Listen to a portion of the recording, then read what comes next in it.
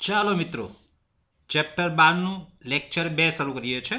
Lecture 2માં સ્વાધ્યાય 12.2ના 3 દાખલા ગણીએ છીએ અને પછી આગળ જોઈએ છીએ. ચાલો તારે પહેલો એક્ઝામ્પલ લખીએ છીએ. રેશમા, જેમાં વિટામિન એના ઓછામાં ઓછા 8 એકમ, વિટામિન બીના ઓછામાં ઓછા 11 એકમ હોય, એવી રીતે પી અને ક્યુ એમ બે પ્રકારનો ખોરાક મિશ્ર કરવા માંગે છે.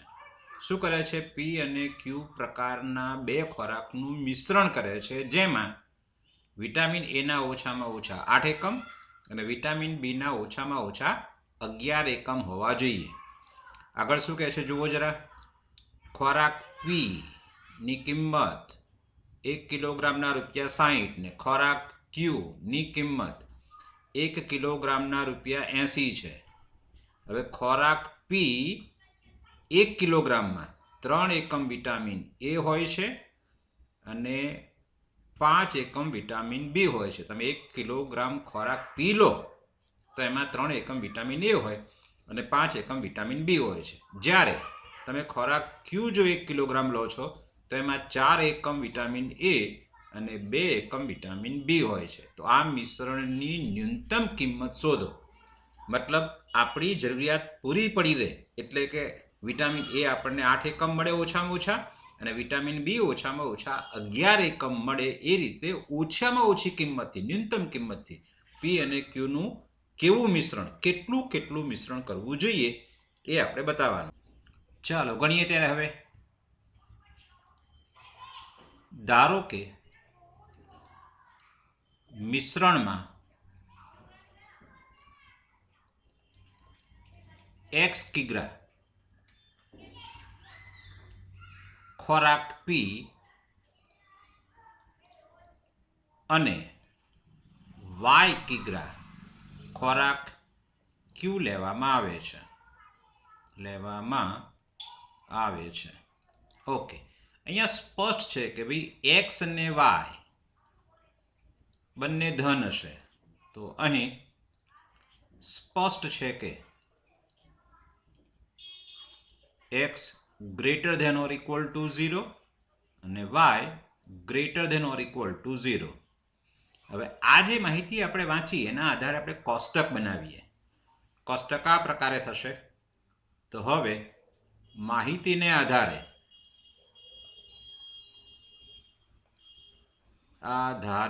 કોષ્ટક બનાવતા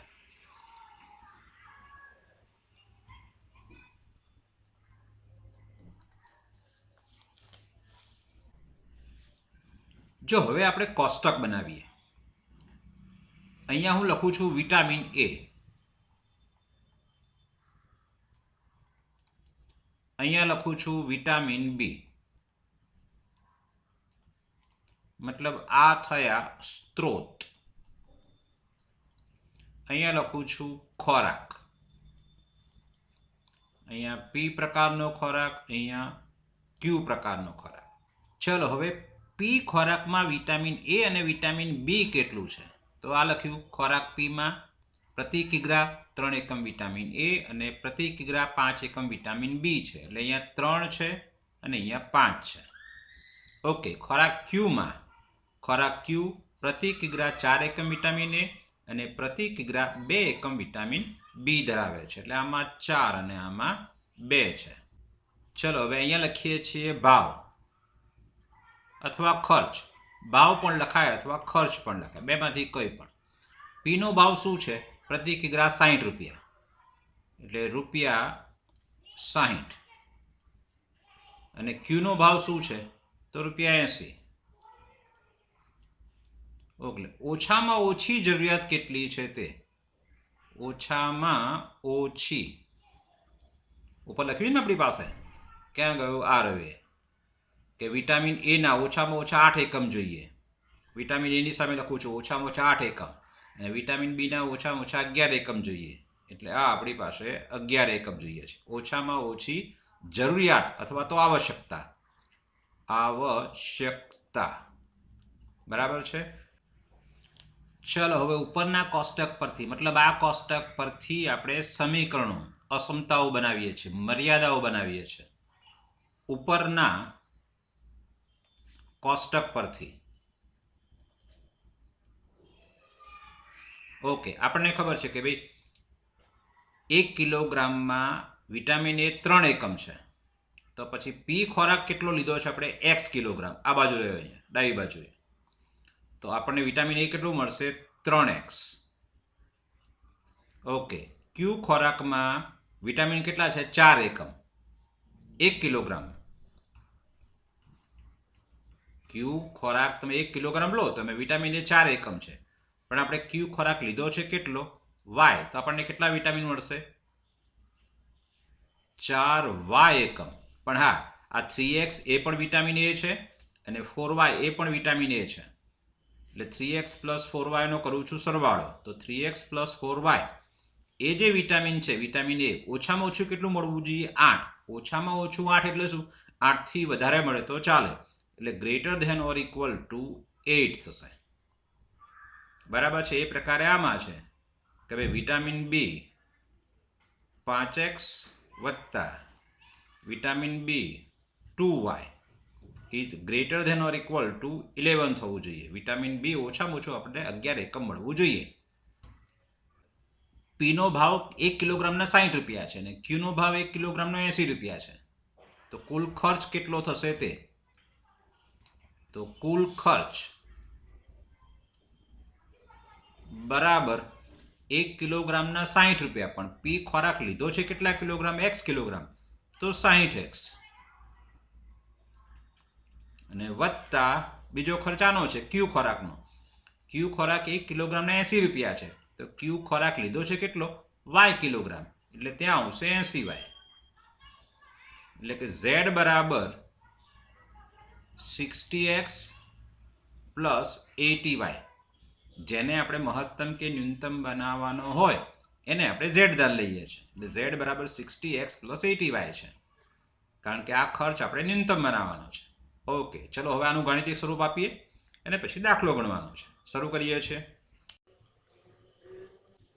આમ આપેલ સમસ્યાનું ગાણિતિક સ્વરૂપ આ પ્રમાણે થશે. નીચે લખ્યું છે મેં અહીંયા, નીચેની શરતોને આધીન z બરાબર 60x પ્લસ 80y નું ન્યૂનતમ મૂલ્ય શોધો. અને આ 3 શરતો છે એની, બરાબર. 3x plus 4y greater than equal to 8, જે આપણે આગળ જોયું તે પ્રકારે આમાં જોઈને આપણે છેલ્લે મેળવી છે. 3x plus 4y greater than equal to 8, 5x plus 2y greater than equal to 11, અને આ હેતુલક્ષી વિધેય. હેતુ શું છે આપણો?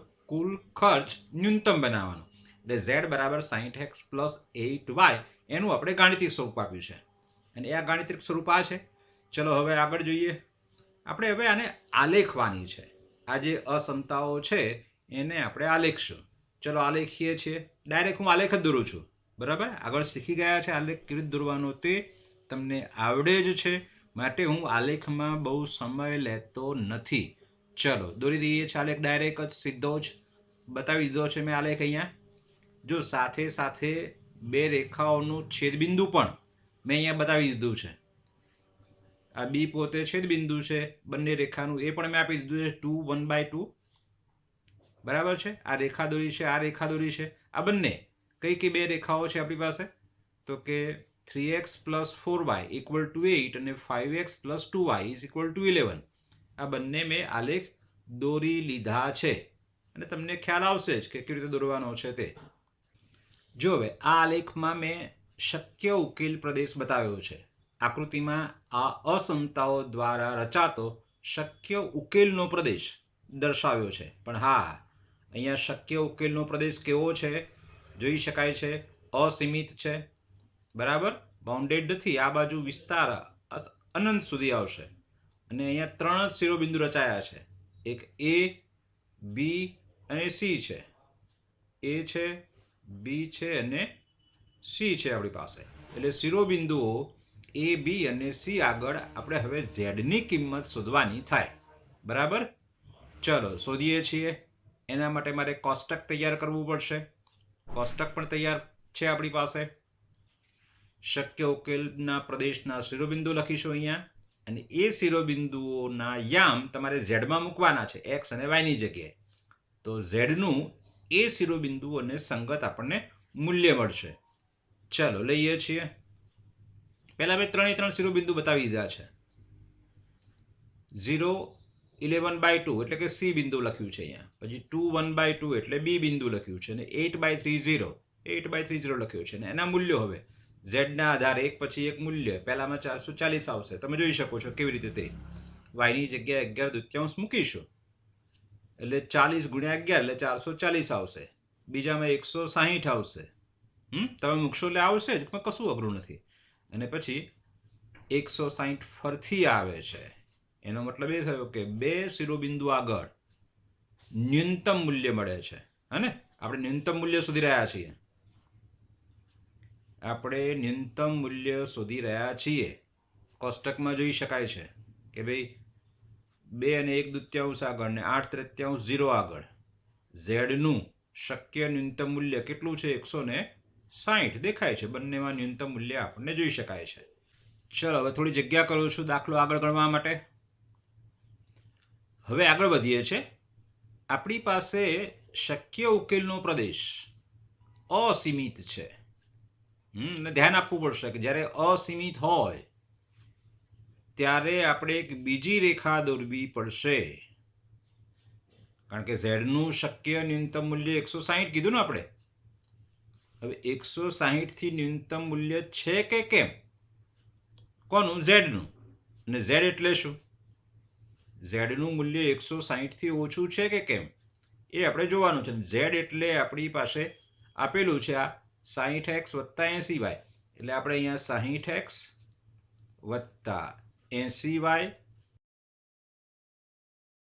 ચલો વાત કરીએ છીએ આપણે એની.